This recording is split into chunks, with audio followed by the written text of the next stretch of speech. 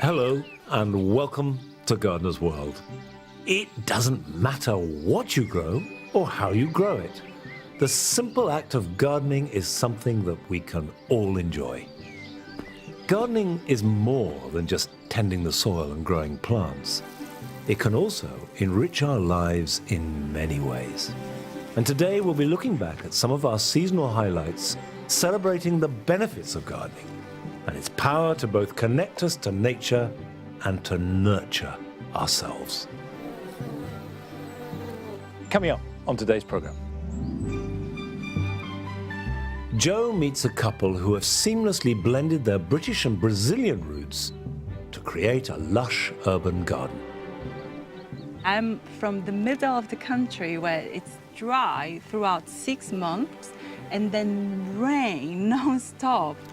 And having the fresh water softening the gravel and the harshness of it was a massive element to remind me of home. We visit a grower in Whitby who's traded his career as a sales manager for a more fulfilling life in the garden.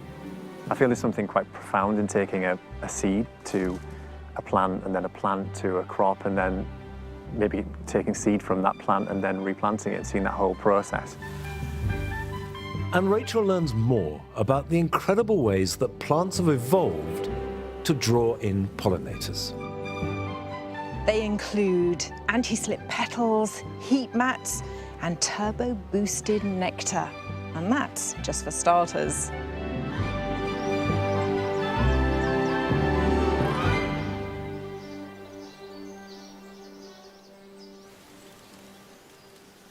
There are few activities that can achieve all that gardening can. As well as being good for our health and bringing us close to nature, it can also evoke memories and deepen our sense of connection. And back in July, Joe visited a garden in Walthamstow that combined all of those things and more besides.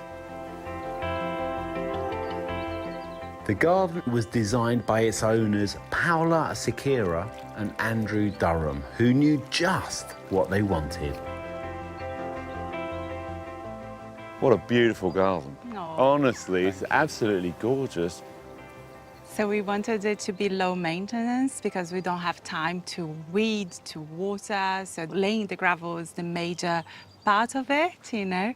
We also wanted a place where we could relax and remind me at home as well, because I'm from Brazil. Okay. And we obviously wanted it to be a mix between British culture and Brazilian culture. I'm from the middle of the country where it's dry throughout 6 months and then rain non-stop throughout 6 months. And having the fresh water softening the gravel and the harshness of it was a massive element to remind me of home. So Andrew, what was the garden like when you first came here? Well, straight away, we fell in love with this space. We had maybe 8 trees here. Quite a lot of them were in bad shape, but it had also some beautiful elements like this amazing wall of ivy. It's such a great element to have. Not only did they design the structure and the planting, they built most of the garden themselves too, with a lot of graft. Now, looking back, I think it's like giving birth. You don't remember how much work and pain it was.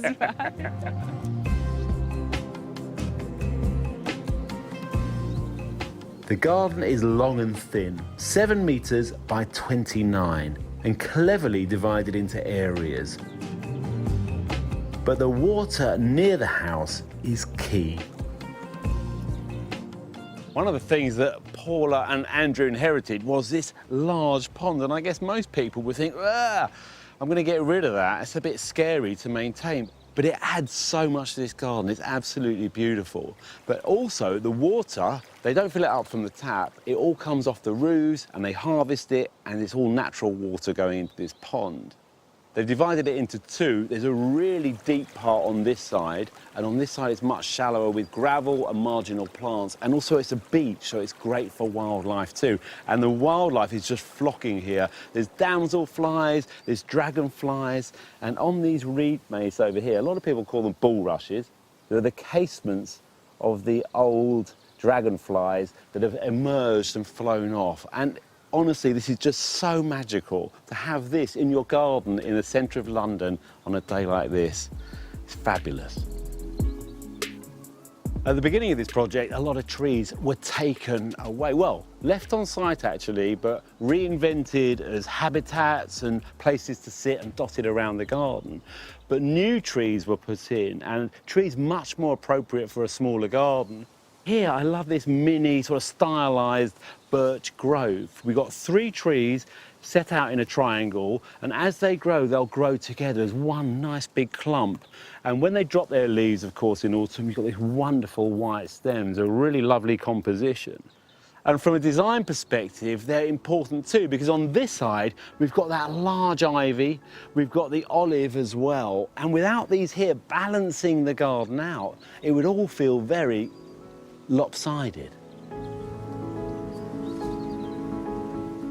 There's not much colour in the garden. The interest comes from the texture and shape of the fabulous planting. But there's one central bed. It's actually the old pond that was filled with recycled garden rubble and soil, and it sits beautifully in this simple but clever space.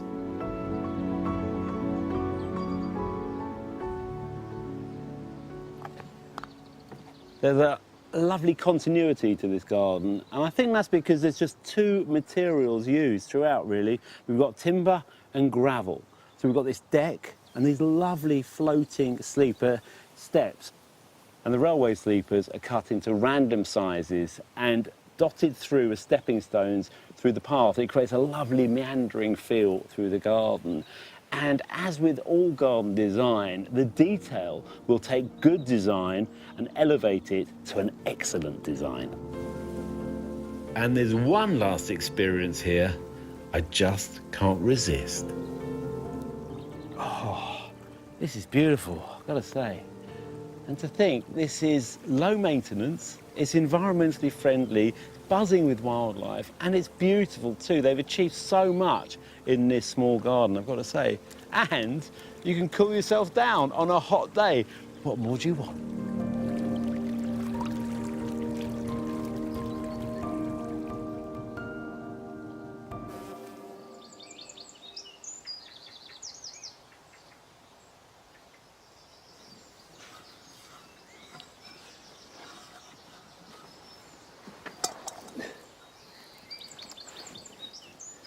One of my earliest memories is of crawling under the strawberry net in my parents' garden and gorging on the strawberries.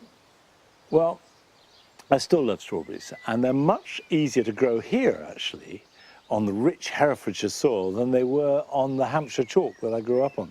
Because strawberries really need lots of nutrition. They like plenty of water, plenty of feed, and a good rich soil is great for them. If you can grow good potatoes, you can grow good strawberries. There are 2 wide rows of strawberries that are now coming into their 2nd full year, and this is their peak production. Nice and healthy, but it won't be ripening yet because there's lots of foliage cover. This double row here, there's not nearly the same foliage, so the fruit, of course, has got more sun, so this is ready for a little bit of picking. Now, if I'm honest, I can't remember what variety these are, but with strawberries, blackbirds are by far the biggest problem we have here, and the hint of ripe fruit, and they're on them. So we do put netting over them. Of course, now we can all buy strawberries every month of the year, but what you can't do is buy that unique seasonal flavour that you get from growing your own, because when you buy strawberries, they are mainly chosen for their ability to travel and store. Whereas very often strawberries from the garden only keep for about 24 hours. And a warm strawberry on a summer's evening with a glass of either something bubbly or slightly fruity is one of life's great pleasures, and which really only can happen in June or July from the garden.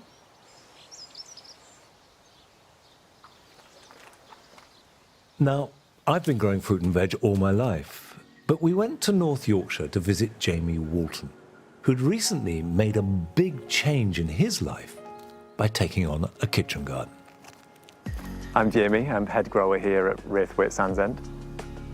Growing seeds, being out in the garden, being out in nature has definitely changed the way in which I live.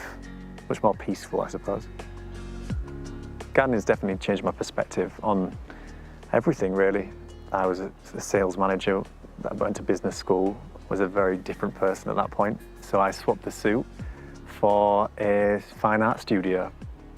I was inspired a lot by the natural world, and that then led me into a collaboration with a garden designer for one of the RHS shows, and I did some of the murals, and he did obviously the garden design, and that was my kind of first foray into gardening.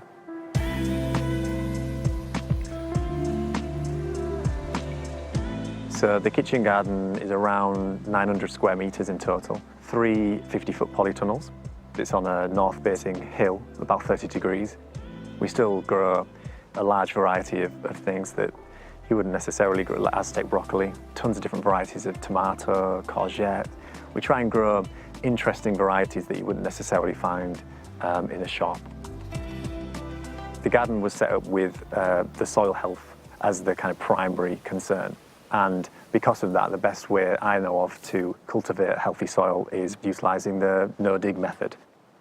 That process, essentially, you would mulch the ground with a medium such as compost, and you wouldn't till it into the soil. You just add a mulching layer, which then feeds the soil life, and then in turn the soil life help feed the plants and create a symbiosis with them, which is what we're aiming to cultivate.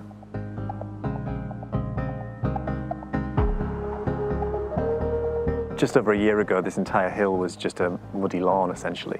So it's a pretty young garden, and we've only been set up about a year, and we've definitely had challenges throughout that year. But I think, all in all, I'm pretty happy with how the season's gone and what we've managed to produce.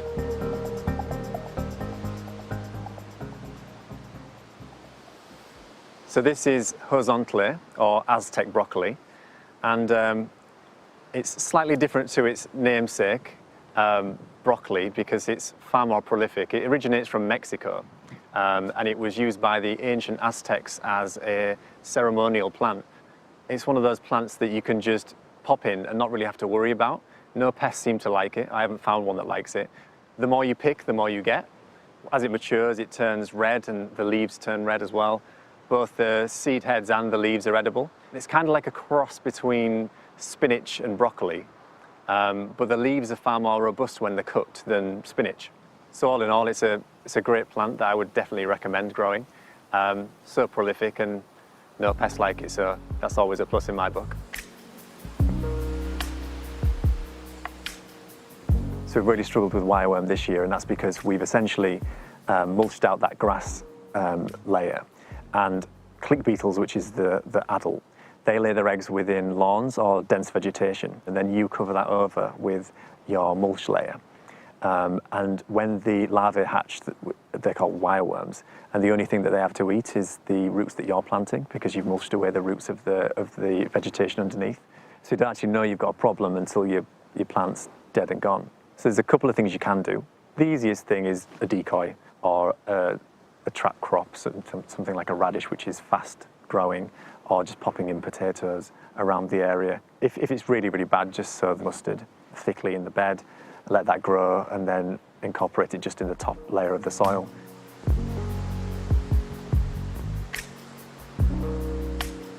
So I love growing carrots, but they can be quite tricky to get to germinate and to grow. And then once they're growing, a common pest problem is carrot root fly. So I found that if you interplant carrots with onions, because the onions have a stronger scent, they actually mask the scent of the carrots. So I haven't had an issue with carrot fly once because of that. So let's try harvesting one. A quick tip that I've learned is that if you push your carrot down, it kind of breaks the airtight seal around your carrot and saves you snapping them. And I've learned that through a lot of snapped carrots. Quite a nice carrot. So one of my favourite aspects of being in the garden is obviously harvesting. I feel there's something quite profound in taking a seed to a plant, and then a plant to a crop, and then maybe taking seed from that plant and then replanting it and seeing that whole process.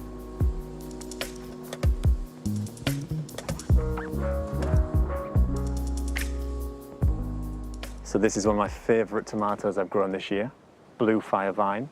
Starts off deep blue and then ends up this kind of reddy, purpley colour with golden stripes. It's a really attractive tomato and it's also very tasty, which always helps.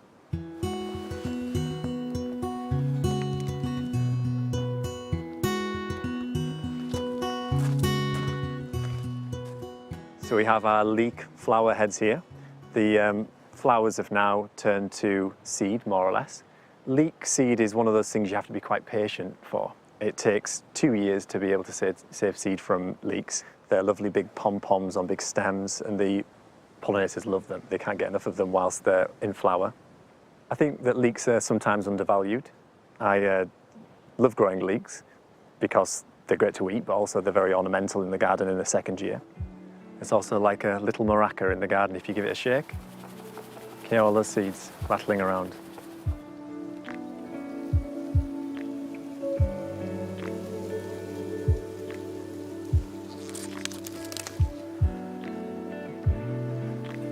So this is quite an interesting one. This is actually a cucumber, believe it or not. Not your standard cucumber, but it's a lemon cucumber.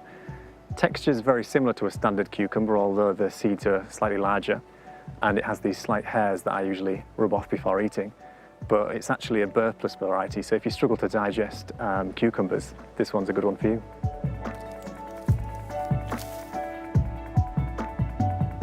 And the harvest basket wouldn't be complete without a few edible flowers. So we've got some nasturtium in there. And this is our late summer harvest from here on the northeast coast. Pretty happy with that harvest. It's been a very challenging location, a very challenging kind of garden setup, but that extra challenge adds to the sense of achievement, I suppose. I just try to steward it the best way I can, and yeah, I'm really proud of it.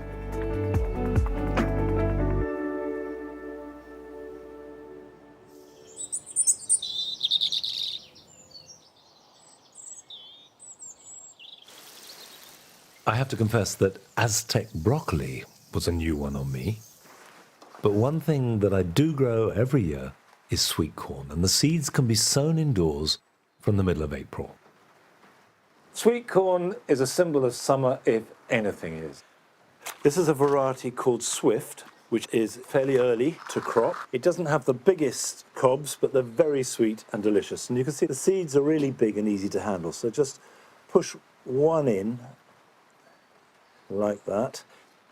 Use plugs rather than the seed tray, because sweet corn are big plants with a fairly long root. There we go, pop those back in there. And I will cover these over lightly with a little bit more compost. The vermiculite would do the job just as well. Level that off. A label.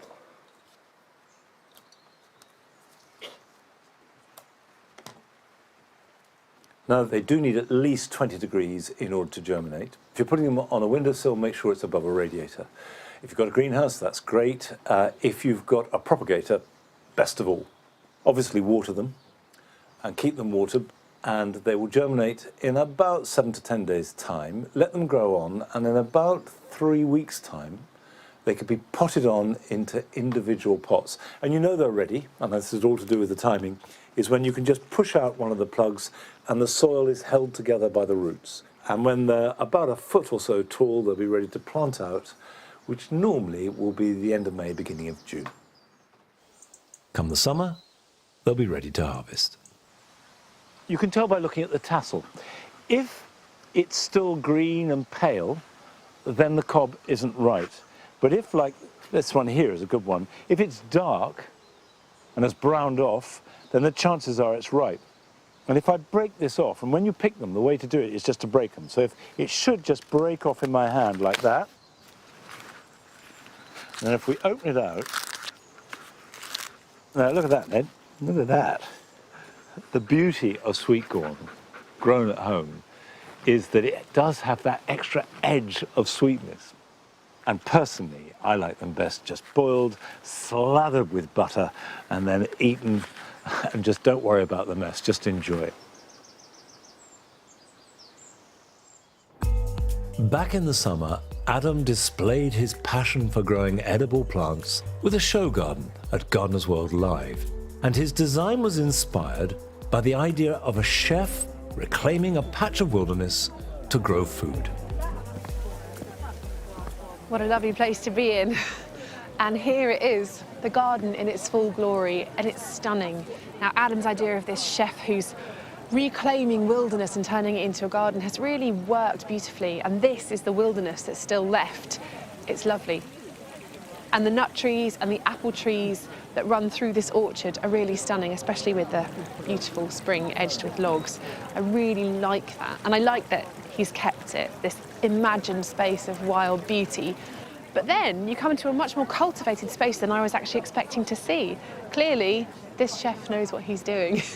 The shrubs that are underplanted with herbaceous perennials, but also interplanted with things like kale, chard, there's Korean mint, there's normal mint, there's all sorts of edibles in amongst this, and it's beautifully executed. It is a proper garden. But there's something over there that I really wasn't expecting to see. These picking paths are straight lines, and there are vegetables in straight lines as well, all planted in rows in this part of the garden, and I really wasn't expecting that. It's really nice though, because it gives this proper vegetable garden feel here, and then you move slightly more into garden spaces behind me, so it's a garden of many sections, and yet they all hang together really, really beautifully.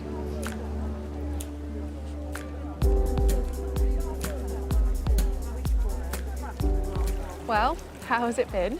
It's been an absolute joy, honestly. Really? Yeah. Not stressful? No. I think it's amazing. I love the whole blend of edibles and ornamentals anyway, because edibles are ornamental. But also, when you walked along my little path, Yeah. did you see a certain plant just tucked away there? I can see it now. Go on.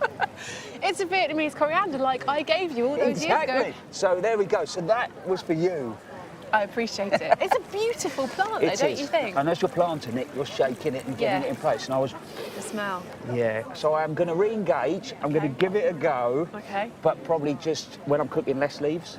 That's it, I think. But you're the cook, you know. I'm not a very good cook, and I've always overdone it. But I've come to that conclusion as well with the Vietnamese coriander.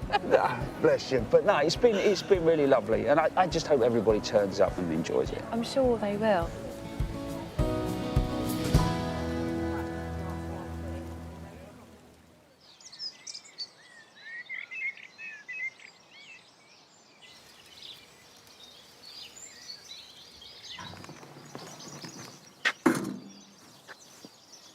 These are 4 new cut flower beds.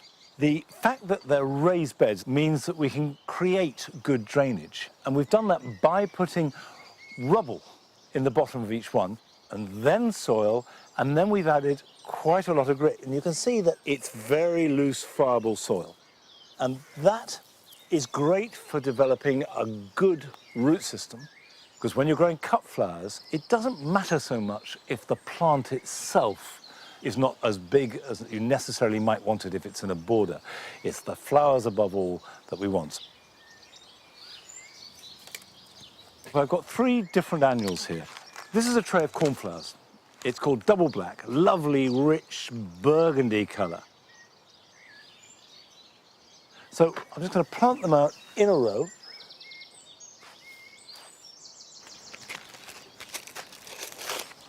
Just enough width so they can be nice, strong plants.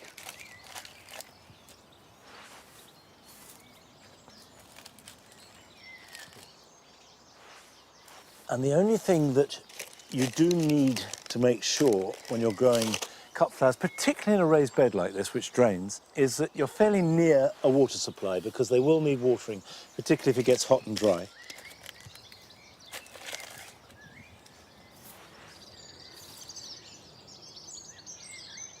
Right. I have sown lots of cosmos, but none of them are ready for planting out, and they won't be for about 2 or 3 more weeks. So I've bought a few. Now, when you're growing cosmos, what you're looking for is nice bushy plants. They do have a tendency to get leggy. So if they're leggy, just pinch out the tops, and then they'll get bushy, and then you'll have lots of side shoots and therefore lots of flowers. And the other thing about them, which really matters, is that they need to be regularly picked or deadheaded. And then they will go on producing flowers into autumn. But if you leave them, then they go to seed, and that's not what you want at all.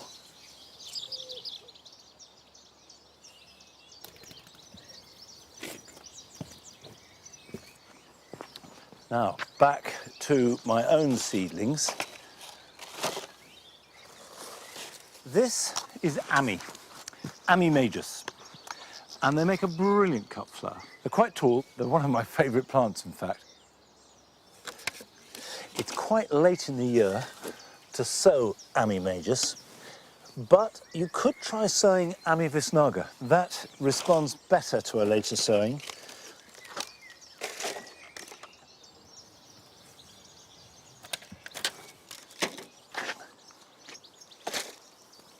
So much for annuals, but of course, anything that's going to provide you material that you want for decoration indoors counts as cut flowers. That could be stems, it certainly could be foliage, and it can be flowers from any type of plant. And in fact, I've got some dahlias here. This is a variety called Totally Tangerine. And in fact, my plan is to fill this particular bed entirely with dahlias. 2 more of the Totally Tangerine, which will go at the end. So that will go there, and that there. And later on, I've got herbaceous perennials to put in, as well as lots more annuals that are coming from seed. But let's get these in the ground. I'm not sure this will be man enough to dig a hole, but we'll try.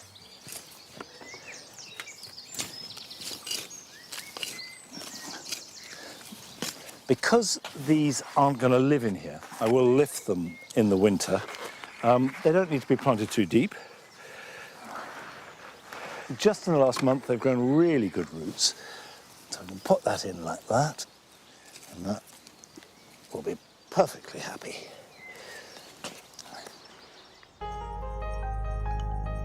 Last April, we went to Glasgow to meet a mother and daughter who find that flowers and floristry connect them to something much deeper than just their bond with each other. I've spent a long time working with flowers. I never get tired of seeing how happy people are when they're given flowers. If our flowers can bring some sort of a memory, joy to that person, I never get tired of that. I grew up in a flower shop, and flowers have always been incredibly important to me. Flowers themselves and flower arranging as an act is a really beautiful way to go into a deep thinking space, and that space of meditation and calmness is quite rare to find. I'm Lucina Curry. And I'm Lauren Printy Curry, and this is my mum. We love working together. I actually don't even think about it. You know, we just come in, we work, we go out, we sing, we're quiet, we listen to the birds, and we're in the polytunnel. We just work away. We have a lot of fun. Well, my path into floristry was through my mum and dad. My mum and dad had a grocery shop, and my dad wanted to introduce some flowers to it. And I went to college. My dad taught me to go into the market and, you know, how to buy, and I've got to thank my mum and dad for it. I did take a different path because I've always been a very creative person. I wanted to be an artist. I went to art school and I studied sculpture, and I worked as an exhibiting artist for around 10 years. I got married in 2018, and my mum and I decided to do the flowers ourselves. And we were looking for garden-grown flowers and realised they were quite hard to come by, and they certainly couldn't be purchased at the wholesale flower market. So we sourced flowers from my aunt's garden, my grand's garden, my own garden, my parents' garden, and it was a real revelationary moment just to how powerful these things are and how much more meaningful than anything else you could ever buy that was manufactured. We have been here 24 years. It's always been our home, so it feels really, really even more personal because it is our home and the connection that we have to the land. Our ethos is to grow all of our own flowers. So this is Sweet Rocket, which is quite a typical cottage garden flower. You can see it growing wild around here as well. It has really tall stems with clusters of white or lilac, very highly scented flowers on the top. So yeah, we definitely do look to things that are not commonly seen in floristry and are more commonly seen in gardens. The conditions here where we are is very bleak. We're very exposed to wind, rain. We're very high up above sea level. Very dreich days that we have here. So yeah, we get hit with a lot and but we work with it.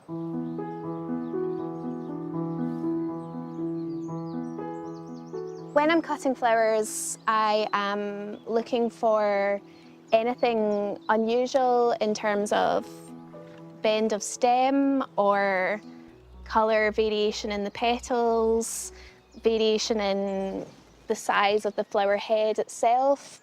Flowers are indifferent to us, they're beautiful anyway, and I'm really at the mercy of them and their season and when they're ready.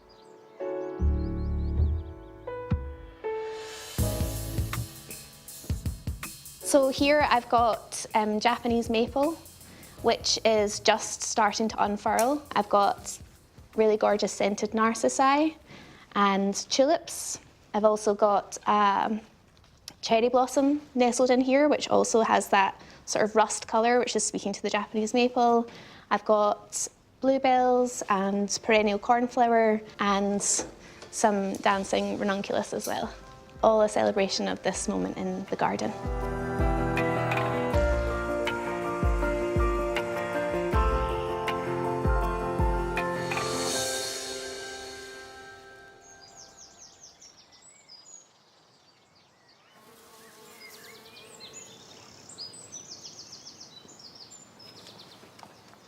Now, still to come on today's programme.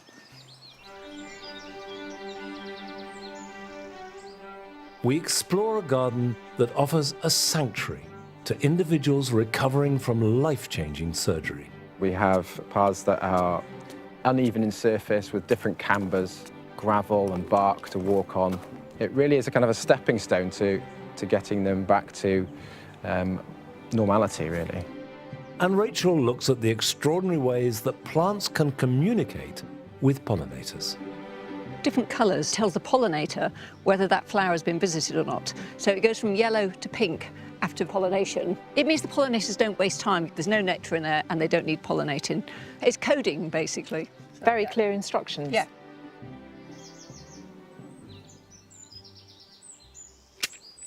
Cutting hedges can be hard work, but when the hedge is rich with fragrance, it can also be a delight.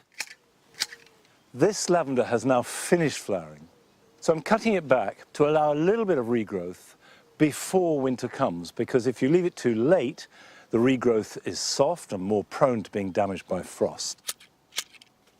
When you're pruning lavender, if you cut back to old wood, it may not regenerate.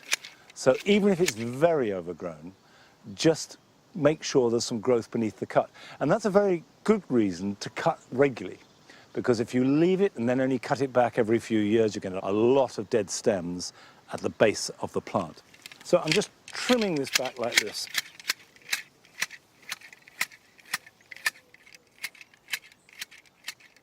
There's a little bit of a hole in there, which looks like a dog, Ned, has chased a ball in there and rolled about a bit. Okay, so be it.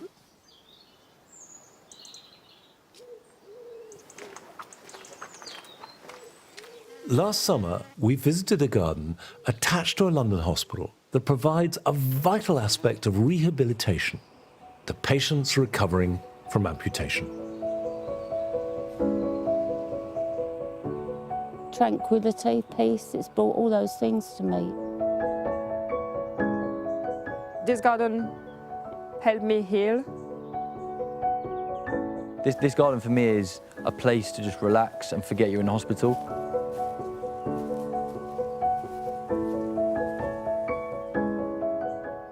This unit really supports patients who've experienced an amputation to get back onto the road to recovery, to regain their independence. And this garden really plays a really important role in them being able to do that. This is the Amputee Rehabilitation Unit, which is part of Guy's and St Thomas's Trust. It's in Lambeth, South London. I'm Joe Scoble, and I'm the head gardener here, but I also work as a rehabilitation assistant as well. Let me help you with that. Thank you. Yeah. If you've experienced an amputation, it's a life-changing event. It can obviously have an effect on your mental health. Right, are you happy? Yeah, I'm comfortable Should we now. put you on a slight angle like that? Is that okay? When you come out into the garden, you notice that people relax. They can practice with their wheelchair outside, they can practice with their prosthetic. It's important for someone's mood. We've got some different paths here that are set up especially for training with a prosthesis. So we have paths that are uneven in surface with different cambers, gravel and bark to walk on. It really is a kind of a stepping stone to getting them back to normality, really. I use my imagination to create this beautiful design here. Thumbs up. My name is Tatiana. My passion is dancing, so dancing kizomba, which is an African dance from Angola in Africa.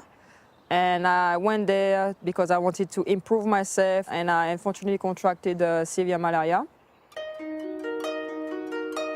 To save my life, they had to amputate my arms and my legs.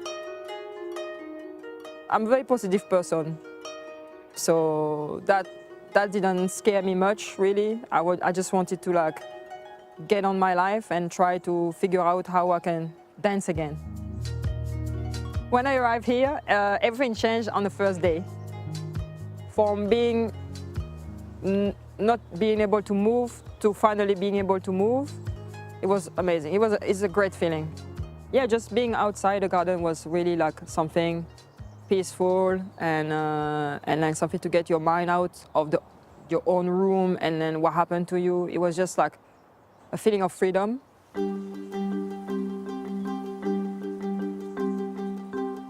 So we have plants from all around the world here, and they are plants that can cope with the quite dry, hot environment of London. This is a Mexican lily, which has a really interesting large flower that comes up in the spring, which develops on the mature plant. We've got the rice paper plant, the Tetrapanax. We got this large Miscanthus giganteum. We got plants such as this one here, which is the Octavia carnea, which is from the slopes of the Andes. The Australian indigo just behind us. You've got the lancewood from New Zealand, quite unusual looking trees. So we've got plants that perhaps you wouldn't normally see in people's gardens. That's fine. Yeah. What we've come to realise is that you can take rehabilitation out into the garden using hand tools in the garden.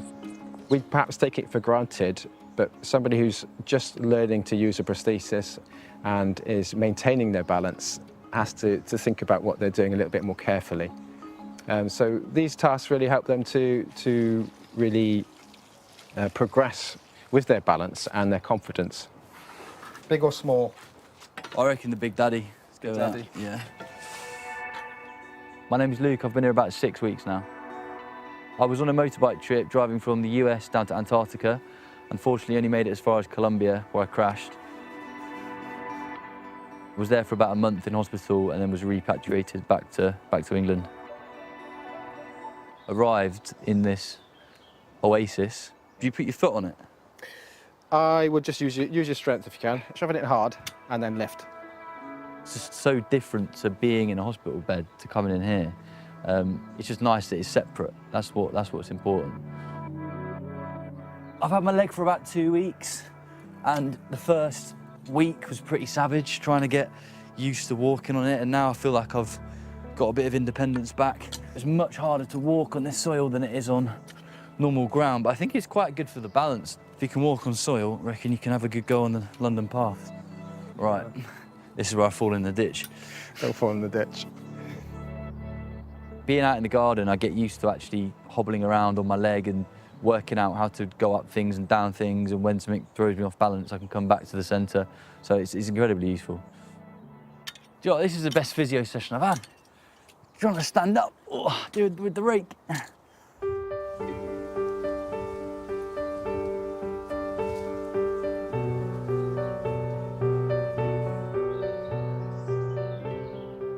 Right, we've got sage.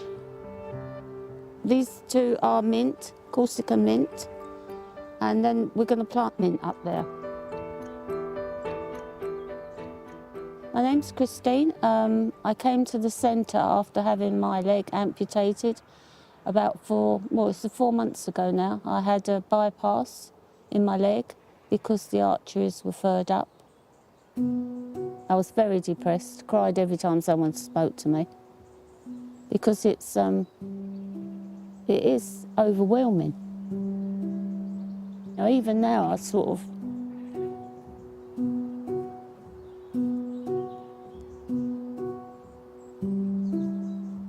it's just peaceful to sit out here. You collect your mind. You feel a bit calmer when you go in, you know.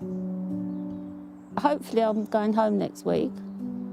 So, but I won't. Well, I'll miss him and I'll miss the garden. Yeah.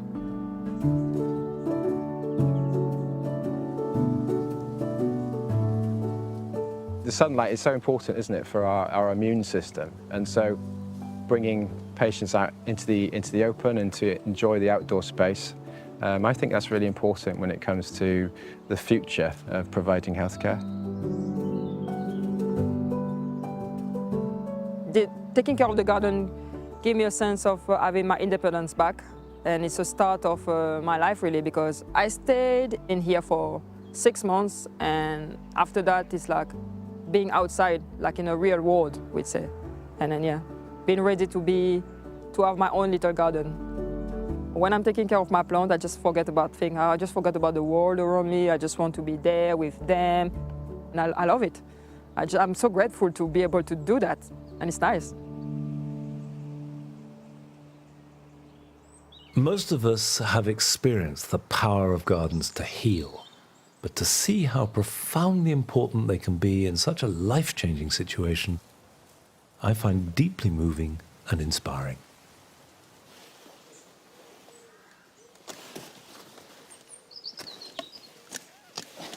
Here we've got courgettes and squashes, which, given rich soil, given a fairly mild climate and plenty of water, have gone bonkers. Look at this.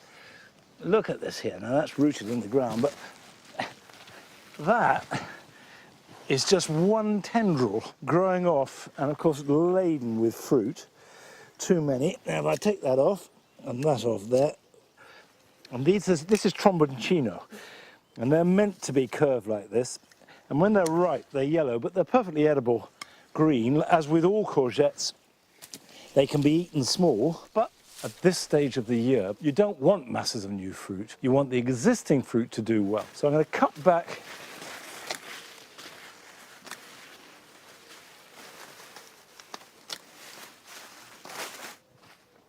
How about that? Tromboncino.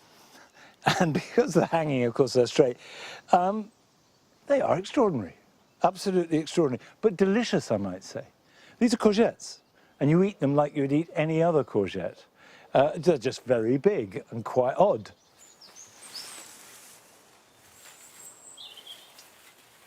I've got 3 rows here of pumpkins and squashes, and what they need more than anything is exposure to light.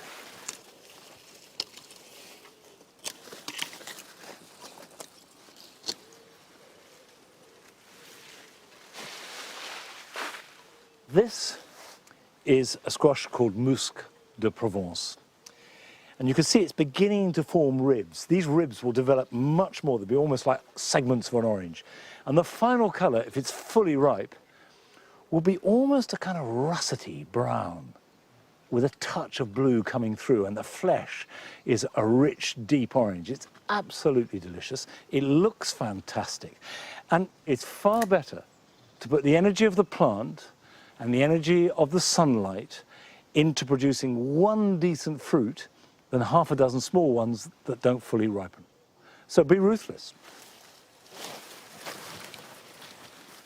There's an enormous amount of growth. And here's a good example that you've got flowers appearing, and flowers will go on appearing for the next month or so, but that will not make a fruit. It's too late. Focus your attention on what you've got, which has a chance to grow and ripen. Keep them well watered, get them as much sunshine as you possibly can, which means cutting off any shading foliage, and then we'll think about harvesting them as we go into October. Of course, for every flower to produce a fruit or a seed, it needs a pollinator, and most of them, that involves insects. But it's not just the insect going to the plant and taking what it needs. To quite a surprising extent, the plant entices and controls the insect on how it operates. And Rachel went to Bristol to find out more.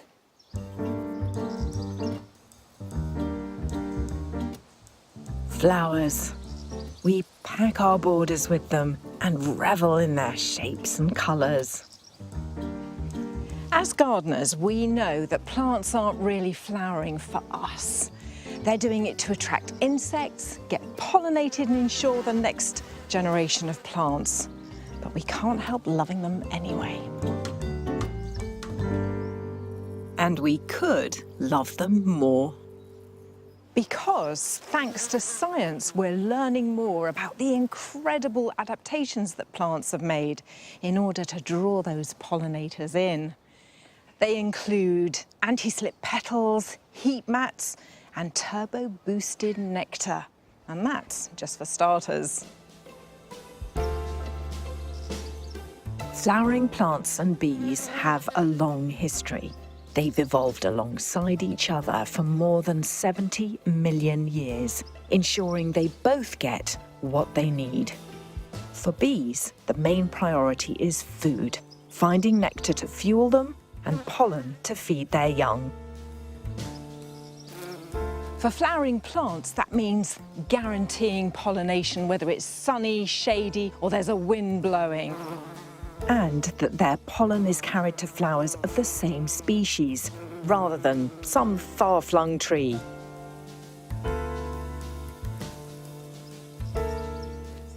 Professor Jane Memmott is a director here at Bristol Botanic Gardens and a pollinator expert at the university. Although there's a huge range of pollinators, most research is on how clever flowers and clever bees work together. Look here, Jane, at this teucrium, absolutely smothered in bees. It most certainly is, isn't it? How important is memory for bees in terms of finding forage? It's really important. These are fairly short-lived individuals, so they come out the nest as blank slates, basically. So they have to learn really fast what plants are out, how much rewards they are, where they are, and things like that. And so they learn both from their nestmates and other bees. And also the plants will train them to a certain extent as well. They're smart bees, they really are. They're very good at being bees, which is quite simple, but a sophisticated little insect, yes, basically. Some of the plants that train bees are very familiar. For this foxglove, for example, what exactly is going on there? Well, if you stand next to a foxglove and watch what bees are doing, they will nearly always start at the bottom of this column of flowers. And that bee knows there's more rewards, there's more nectar in that bottom flower than at the top. So it'll start at the bottom and work its way up. And the reason the plant is offering that differential reward is that it wants the bee to come in from another plant with pollen, because these are ready for pollination at the bottom, whereas at the top they're producing pollen. It wants that pollen to be taken somewhere else. So it gives it the big reward at the bottom, it works its way up, it's got all its calories, and then it leaves to cross-pollinate another plant. It really is kind of training those pollinators. But how do you know that there's more nectar at the bottom of the flowers to the top? There's a really fun experiment to do in the garden with your kids or with friends or whatever. You can just use your coffee filter papers for this, and if you cut it into a little wedge-shaped section, and if you poke that into the flowers at the bottom, the nectar gets absorbed by that wick, and you can kind of, with a pen, mark how far the nectar's gone down. If you do that at the top, you'll find there's much less nectar up there. You can see that it works because here, lower down, you've got all these nicely developing seed pods. Up here, still got to be pollinated.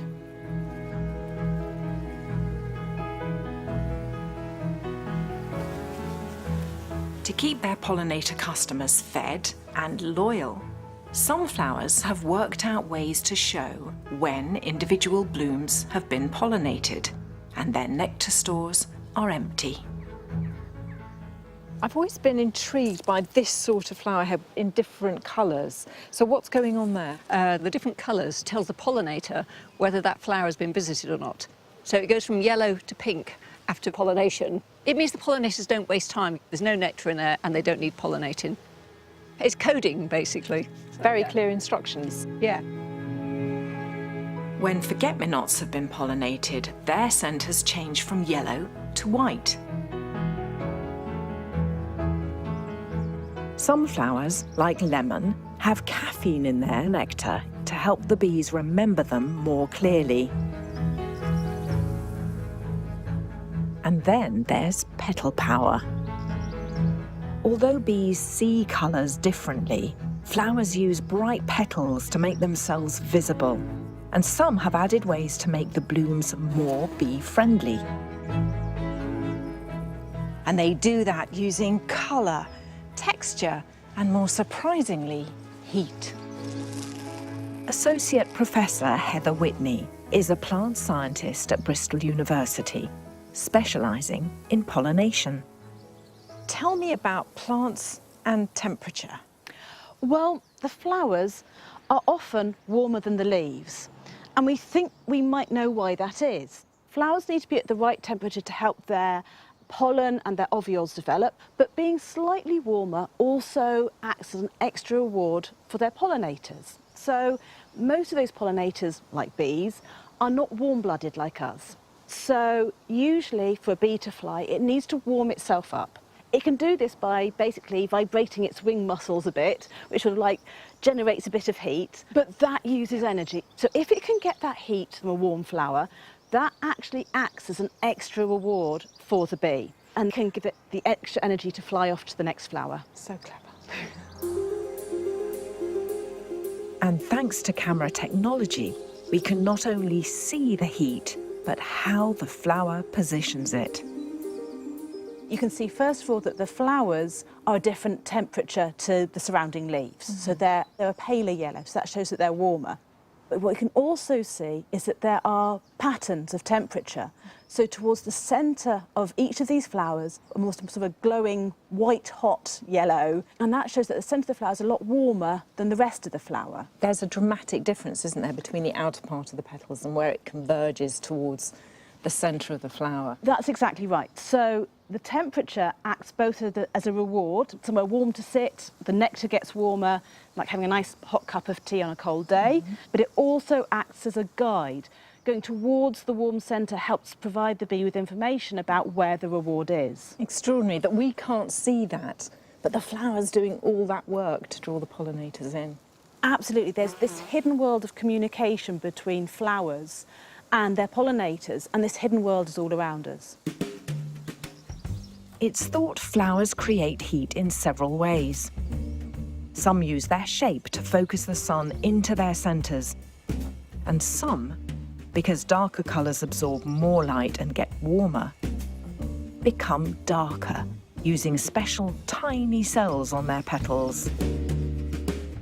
For example, this velvety texture on a rose petal is caused by the cells on the petal surface, which are sort of this cone shape. And that cone shape actually helps focus the light of the sun into the middle of the cell, where you have the vacuole containing all the pigments. More of the light is then absorbed by the pigments, so you get a deeper colour as well, and also that temperature effect. It's extraordinary. And up close, in colour, Those cones shine like jewels. But these cones aren't just making flowers more colourful and warm. What we found is that having conical cells on a flower really helps the insect grip onto the flower. So if you think about a climbing wall, you've got sort of hand-sized grips. That conical shaped cell is actually about the same size as an insect foot. So it's almost like a climbing wall on flowers. That is extraordinary, this idea that the actual physical shape of those tiny things we can't even see are helping the insect to negotiate its way around the flower. It's so clever.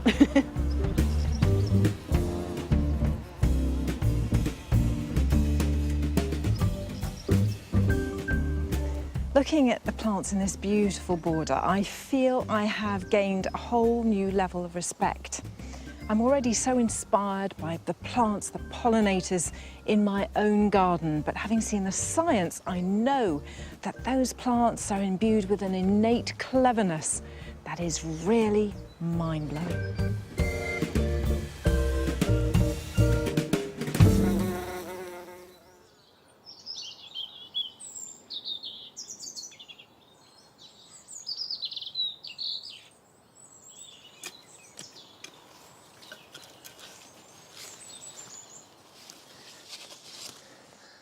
What strikes me watching that is not just how incredible that is and how extraordinary, but also how little we know. What else is there to be discovered? Absolutely wonderful. But what we do know is that all life in our garden is interconnected. Plants, insects, wildlife, the soil, they all depend on each other. By setting up your garden to encourage as much diversity of wildlife as possible, the better balance it has. And the better balance it has, the healthier it is. And everybody benefits. This little area, which we call the wildlife garden, I've deliberately tried to create just that. As much diversity within a small space as I can, and keep it looking good. And certainly at the moment, it's doing just that. So we've got a pond, and there are frogs sitting on the logs in front of me, and water beetles. And of course, that whole host of subaquar life that you don't see, but it's really important. And so it's beautiful, but it's really working for insects.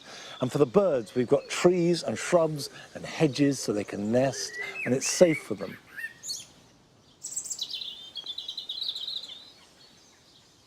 And I do feel that if you can create a garden that is really rich for wildlife, it's going to be good for you.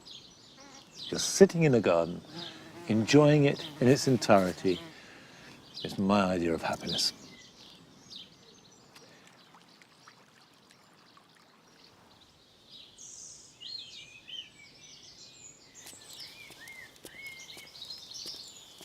Come on. You going to come and sit down? Come on, then, you come up here. Good boy. Come and sit down. Well, that's it for today. I'll see you back here at Longmeadow next time. Until then, bye-bye.